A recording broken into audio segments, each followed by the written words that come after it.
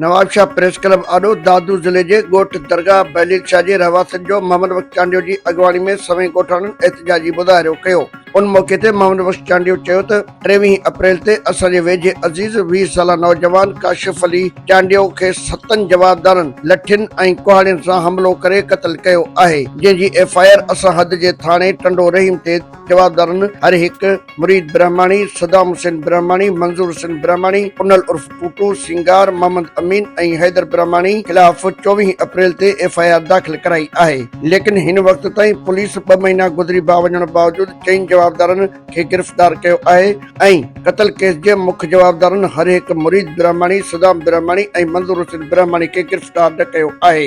हिन चयो त मुख्य जवाबदारनि असांजो जीअण जंजाल करे छॾियो आहे ऐं रोज़ अज़ीज़नि खे मार कुट कनि था ऐं प्लाट ते कब्ज़ो करण बावजूदि रोज़ानो जेको घरनि ते फायरिंग कनि था। हिननि वधीक चयो त केस तां हथ खणण लाइ जवाबदार धुर असांखे धमकाए रहिया आहिनि। हिननि वज़ीर आला सिंध, सूबाई घरू वज़ीर IG सिंध खां मुतालबो कयो त मुख्य जवाबदारनि खे गिरफ़्तार करे असांखे तहफ़्फ़ुज़ फराहम कयो वञे। हिननि वधीक चयो त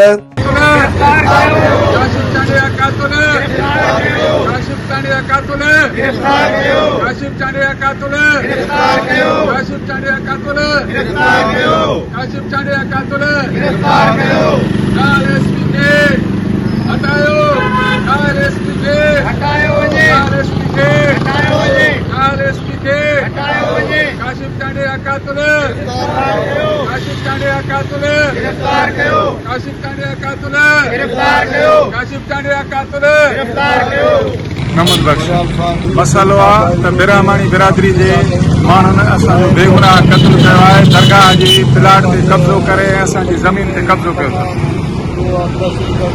जेको तमामु नाइंसाफ़ी आहे।